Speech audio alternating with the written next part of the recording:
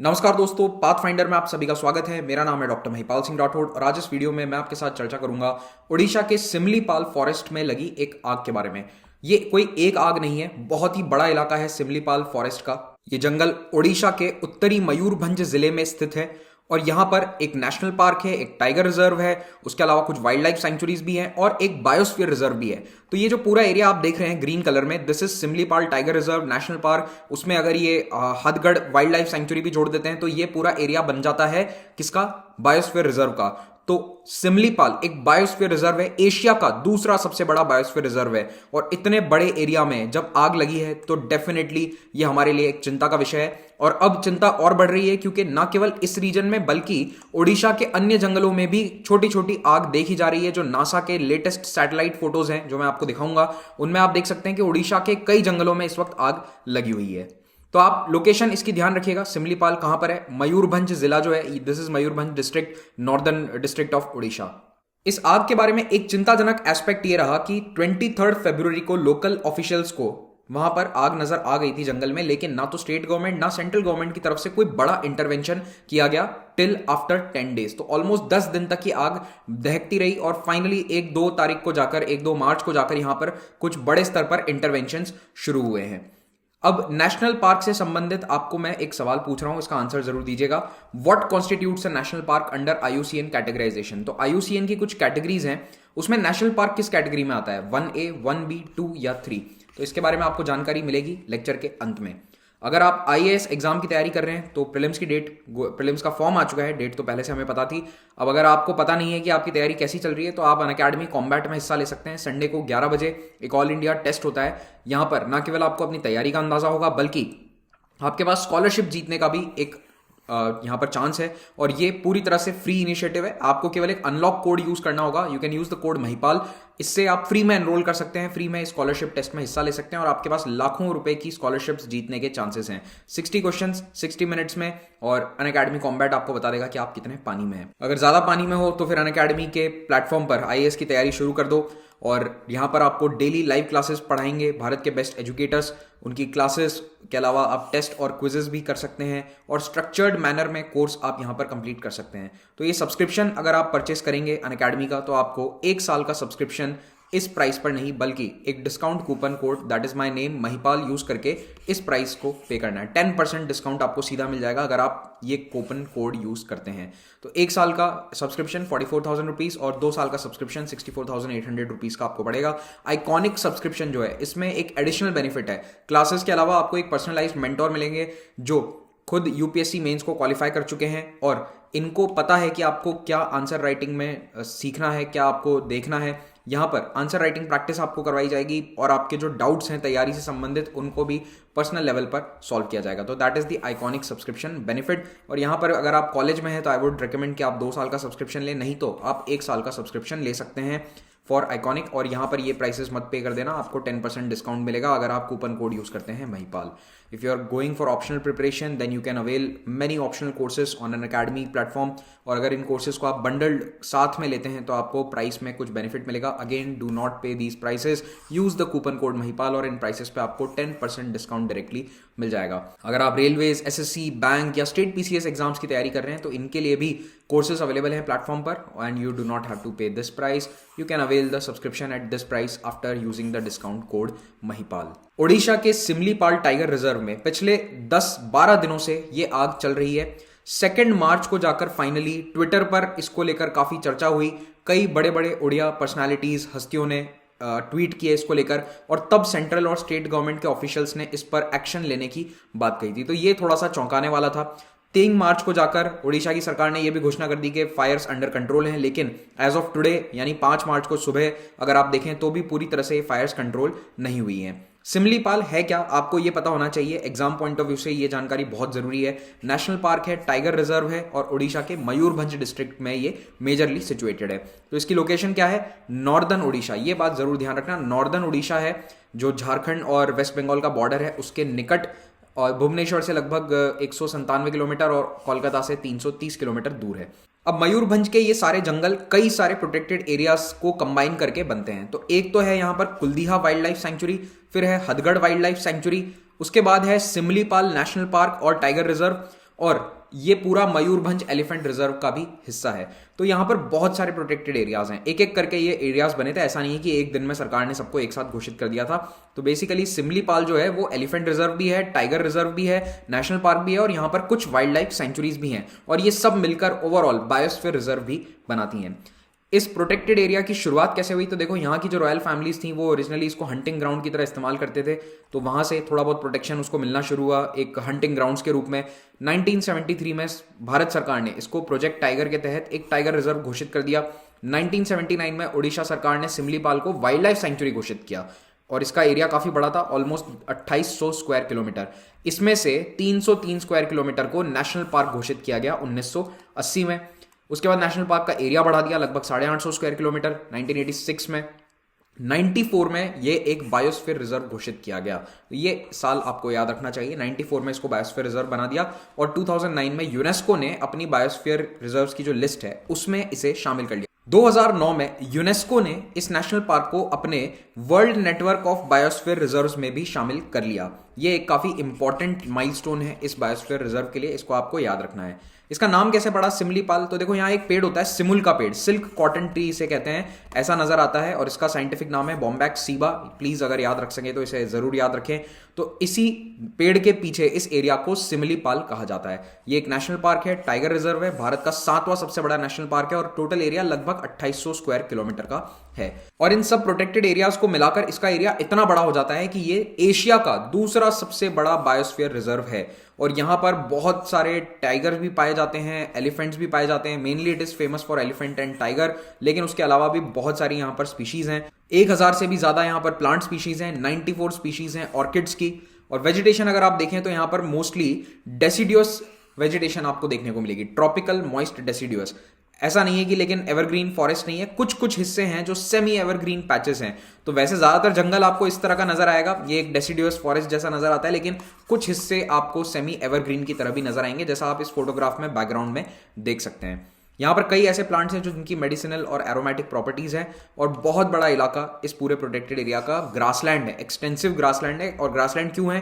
क्योंकि देखो, ये तो सब टॉप प्रेडेटर्स हैं टाइगर, तो ये किस पर निर्भर हैं? हिरण या फिर दूसरे जो हर्बीवोर्स होते हैं, तो उन हर्बीवोर्स के लिए ग्रासलैंड की आवश्यकता होती है। तो इसलिए यहाँ पर बहुत सारे ग्रासलैंड्स हैं जिन पर हर्बीवोर्स निर्भर हैं, जिन पर ये टाइगर निर्भर है। तो टाइगर, एलिफेंट और हिल मैना के लिए ये सबसे ज़्यादा फेमस है। उड़ीसा में सबसे ज़्यादा टाइगर पॉपुलेशन इसी में है, सिमलीपाल में। यहाँ पर जो मैमल्स मिलते हैं आप देख सकते हैं, उनके नाम leopard, God, elephant, langur, barking and spotted deer, flying squirrel मिलती है यहाँ पर, पॉर्क्यूपाइन, सांबर, पैंगोलिन, एंटीलोप, ये सारे जानवर हैं। इतने सारे आप याद रख नहीं सकते हो, टाइगर याद रख लो, फ्लाइंग स्क्विरल याद रख लो, यही काफ़ी है। 230 चिड़िया की स्पीशीज, बर्ड स्पीशीज देखने को मिलती हैं, जिनमें सबसे फेमस हैं grey hornbill, Indian pied hornbill और मलाबार पाइड हॉर्नबिल। तो इंडियन पाइड हॉर्नबिल ऐसी नजर आती है, इसकी जो ये चोंच है ये काफ़ी अलग प्रकार की है, इसीलिए ये फेमस है और ये यहाँ पर आपको देखने को मिलेगी सिमलीपाल में। एंथ्रासोसिरोस कोरोनेटस इसका नाम है, कोरोना नहीं है, कोरोनेटस। बेसिकली कोरोना क्या होता है? कुछ भी क्राउन जैसा नजर आता है उसको कोरोना कहते हैं लैटिन में, ठीक है? तो ये इसीलिए इसको भी कोरोनेटस यहाँ कहा जाता है। रेप्टाइल्स यहाँ पर किंग कोबरा, पाइथन, इस तरह के रेप्टाइल्स हैं। ट्राइकैरिनेट हिल टर्टल है जो IUCN की लिस्ट में एंडेंजर्ड है।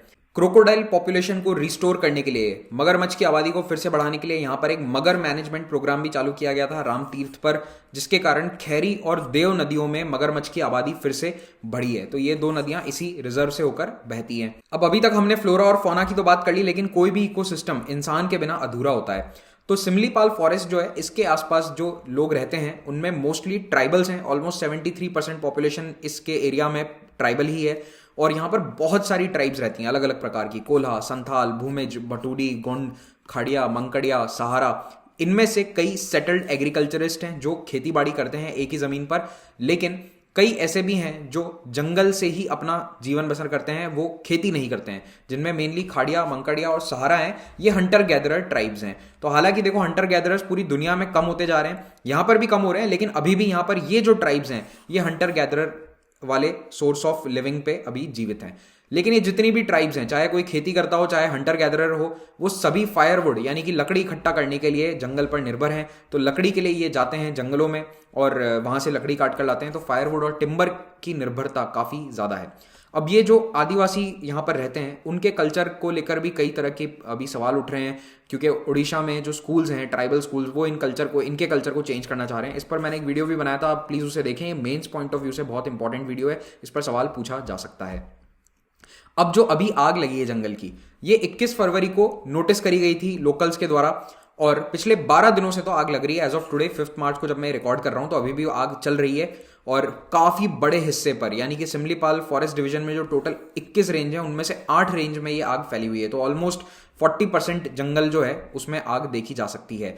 400 फायर पॉइंट आइडेंटिफाई किए जा चुके हैं। फायर पॉइंट का क्या मतलब है कि जहां पर एक सिंगल आग लग रही है उसको एक फायर पॉइंट कहा जाता है। तो ये तो फ्रिंज एरियाज में है, जहां पर लोग रहते हैं, आबादी है, वहां पर 400 पॉइंट आइडेंटिफाई किए जा चुके हैं। इस तरह के कुछ फोटोज भी आ रहे हैं सोशल मीडिया पर, लेकिन जो डेफिनेटिव इमेजेस हैं वो कल नासा ने जारी करी थी। जो नासा का सैटेलाइट है, fire information for resource management system, FIRMS उनका एक सिस्टम है, तो उसने ये इमेज जारी करी थी। ये उड़ीसा की है, आप देख सकते हो यहाँ पे ये जो डेल्टा है ये किसका है, ये तो गंगा वाला डेल्टा है, और यहाँ पे आप उड़ीसा का कोस्टल एरिया देख सकते हो। तो इसमें आप देखो ये जो है ना, ये सिमलीपाल वाला एरिया है, और उसके अलावा ये जो आसपास के जितने भी जंगल हैं सब में आग लग रही है। इस वक्त उड़ीसा में रिकॉर्ड फायर्स चल रही हैं। पूरे भारत में सबसे ज्यादा जंगल की आग पिछले 10 दिनों में उड़ीसा में देखी गई। तो इतने सारे फायर पॉइंट्स आप देख सकते हैं कि ये पूरा इलाका ऑलमोस्ट जल रहा है, और ये बहुत ही चिंता की बात है। अब ये जो पूरी फायर है इस पर इतनी लोगों की नजर भी नहीं गई थी, लेकिन 1 मार्च को कुछ इंपॉर्टेंट लोग जो उड़ीसा के हैं उन्होंने इसके बारे में ट्वीट किया। One of those was Akshita M Bhanjdeo. In fact मैंने भी इन्हीं का ट्वीट देखा था 1 तारीख को, तब मुझे भी पता चला था इसके बारे में। तो इन्होंने कहा था कि सिमलीपाल में इतने दिनों से आग लग रही है, कोई भी न्यूज मीडिया इसको कवर नहीं कर रहा, और इनका एक होटल है, इनका जो पैलेस है उसको इन्होंने होटल में कन्वर्ट कर रखा है। तो इन्होंने कहा कि जो भी जर्नलिस्ट यहाँ आना चाहता है हम उसको फ्री स्टे करवाएंगे, बस आप आकर इसको कवर करो इस आग को। तो she is from the royal dynasty of Mayurbhanj, ठीक है। फिर उसके बाद आप देखेंगे कि प्रकाश जावड़ेकर जो हमारे एनवायरमेंट मिनिस्टर हैं, इन्होंने भी कहा कि हम इमीडिएट एक्शन लेंगे। धर्मेंद्र प्रधान जो केंद्रीय मंत्री हैं, इन्होंने भी कहा कि इसके लिए हम काफ़ी कुछ करेंगे। हमने उड़ीसा के मुख्यमंत्री को भी कहा है। तो 2 मार्च को ये सब होना शुरू होता है। उड़ीसा के मुख्यमंत्री नवीन पटनायक ने 3 तारीख को कहा कि हमने सिचुएशन को रिव्यू किया है और forest fire is under control. ये इन्होंने 3 मार्च को कहा था, लेकिन एज ऑफ टुडे मॉर्निंग अभी तक भी पूरी तरह से आग कंट्रोल में नहीं आई है, क्योंकि जंगल की आग को कंट्रोल करने में भी समय लगता है। अब ये आग लगी क्यों, इसके पीछे बहुत सारी थियरीज हैं। पहली थियरी तो ये है कि जानबूझकर पोचर्स ने, यानी कि जो शिकार करते हैं, उन्होंने लगाई। इलीगली जो शिकार करना चाहते हैं वो क्या करते हैं, एक तरफ आग लगाते हैं तो फॉरेस्ट डिपार्टमेंट का ध्यान उधर चला जाता है, जंगली जानवर उधर से दूसरे एरियाज में भाग जाते हैं, तो वहां पर वो शिकार करना उनके लिए थोड़ा सा आसान हो जाता है। तो ये एक पॉसिबल थियरी है। कुछ लोग कह रहे हैं कि ये ह्यूमन एक्टिविटी के कारण लगी है, ठीक है। दूसरा एक और ह्यूमन एक्टिविटी है कि जो महुआ का फूल होता है, महुली का जो फूल होता है, उसको इकट्ठा करने जाते हैं ट्राइबल्स। अब जब इस फूल को इकट्ठा करने जाते हैं तो आसपास की जो सूखी हुई पत्तियां हैं उनको पहले जला दिया जाता है छोटे स्तर पर, लेकिन हो सकता है कि यही कोई छोटे स्तर की आग बड़ी हो गई हो, तो ये भी एक पॉसिबल रीजन हो सकता है, ठीक है। तो ये एक नॉर्मल एक्टिविटी है, कई बार ट्राइबल्स इसको करते हैं और उनको पता है कि कितनी आग लगानी होती है। ऐसा नहीं है कि अनकंट्रोल्ड फायर लगाना कोई भी चाहता है, वो कोई नहीं चाहता है, लेकिन कभी कभी इस तरह की जो आग है जो कंट्रोल्ड वे में लगनी चाहिए वो अनकंट्रोल्ड हो जाती है। अब एक और पॉसिबल थियरी है कि कुछ ट्राइबल्स अभी भी वहां पर शिफ्टिंग कल्टीवेशन करते हैं, तो हो सकता है कि उन्होंने कोई छोटा पैच जलाया और ये आग बड़ी हो गई हो, क्योंकि इस पूरे एरिया में लगभग 1200 गांव है। जो पूरा एरिया है बायोस्फीयर रिजर्व का, उसमें 1200 विलेजेस हैं, 4.5 लाख की आबादी है, तो कोई छोटी मोटी आबादी नहीं है ये। हालांकि इनमें ट्राइबल 73% है, लेकिन कोई भी मैन मेड इवेंट या इंसान के कारण अगर कोई छोटी सी भी गलती हो जाती है तो जंगल में इस तरह की आग फैल सकती है। उसके बाद कई लोग कह रहे हैं कि जब आग के बारे में 10 दिन पहले पता चल गया तो अभी तक फॉरेस्ट डिपार्टमेंट ने उसको क्यों नहीं रोका।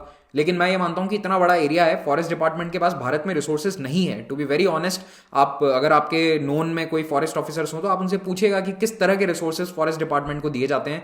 वो आप जो देखते हैं ना डिस्कवरी पे कि हेलीकॉप्टर से आग बुझाई जा रही है, वो भारत के अंदर वो सुविधा सिर्फ तभी मिलती है जब NDRF जैसी संस्थाएं उसमें एफर्ट्स में शामिल होती हैं। बाकी ऐसा नहीं है कि उड़ीसा के फॉरेस्ट डिपार्टमेंट के पास 4-5 हेलीकॉप्टर खड़े हैं, जब चाहे वो जंगल की आग बुझा लें। We need time and resources to develop, और जितना जल्दी इस तरह के रिसोर्सेज डेवलप होंगे हर स्टेट में, उतना जल्दी इस तरह की आग रोकी जा सकेगी। तो डेफिनेटली हम कर रहे हैं कोशिश, हमारी सरकार भी कर रही है, लेकिन अभी उस तरह के रिसोर्सेज मुझे नहीं लगता कि हमारे पास हैं। अब ओडिशा में पिछले 10 दिनों में पूरे भारत में अगर आप देखें सबसे ज्यादा फॉरेस्ट फायर काउंट्स यहां पर रिकॉर्ड किया गया है। 5291 छोटी छोटी आग, अगर वो फायर पॉइंट्स गिनो, उतने नोटिस किए गए हैं। इवन इंडियन सैटेलाइट डेटा से भी हमें ये मालूम चला है।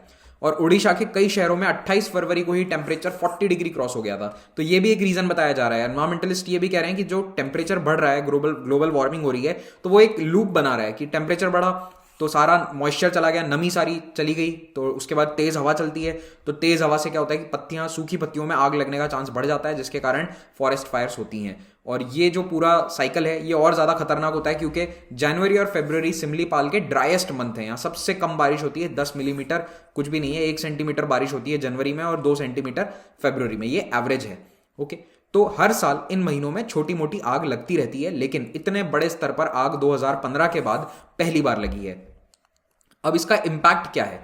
तो देखो, जब पेड़ों में आग लगती है तो ये एक बहुत खतरनाक फिनोमिना है ओवरऑल ग्लोब के लिए, क्योंकि पेड़ जो हैं, जंगल जो हैं, ये कार्बन सिंक हैं, इनके अंदर सारा कार्बन स्टोर्ड है। जब ये जलते हैं तो सारा कार्बन गैसियस फॉर्म में रिलीज हो जाता है। तो अगर जंगल जले या फिर कोयला जले, वो एक ही बात है ओवरऑल एनवायरमेंट के लिए। तो जितना फैक्ट्रीज या दूसरे सोर्सेज से पोल्यूशन होता है, कोयला जलाने से जो पोल्यूशन होता है, कुछ उसी प्रकार का पोल्यूशन जब जंगल में आग लगती है तब भी होता है। तो ये एक बहुत ही मतलब डेंजरस लूप हो सकता है कि फॉरेस्ट का कार्बन रिलीज हो रहा है और वो धीरे धीरे ग्लोबल वार्मिंग को बढ़ा रहा है, जिसके कारण और ज्यादा आग लगेगी और ज्यादा कार्बन रिलीज होगा। तो ये एक बहुत गंदा लूप है जिसको समय पर रोकना काफी जरूरी है। अब जैसे जैसे फॉरेस्ट कम होते जाएंगे तो एक और यहां पर रिस्क होगा। वो रिस्क क्या होगा कि ह्यूमन एनिमल कॉन्फ्लिक्ट बढ़ती जाएगी। इस पर डाउन टू अर्थ का बहुत अच्छा आर्टिकल है, मैं चाहूंगा कि आप इसे पढ़ें अगर आपके पास समय हो तो। It's a very good article. तो ह्यूमन एनिमल कॉन्फ्लिक्ट बढ़ने के पीछे रीजन ये भी है कि जंगल कम होते जा रहे हैं। तो फाइनली हम उम्मीद करते हैं कि जल्द से जल्द ये आग कंट्रोल में आएगी। और आपसे मैंने जो सवाल पूछा था IUCN कैटेगराइजेशन का, उसका आंसर है C। ठीक है, कैटेगरी 2 जो है वो होता है नेशनल पार्क। बाकी कैटेगरीज भी जान लो। 1A होता है स्ट्रिक्ट नेचर रिजर्व, 1B होता है विल्डरनेस एरिया और 3 होता है नेचुरल मॉन्यूमेंट और फीचर। इसी के साथ ये लेक्चर समाप्त होता है। Thank you very much. Channel को सब्सक्राइब करें अगर अभी तक नहीं किया है और लाइक बटन पर क्लिक करना ना भूलें अगर आपको लेक्चर अच्छा लगा हो तो। Thank you.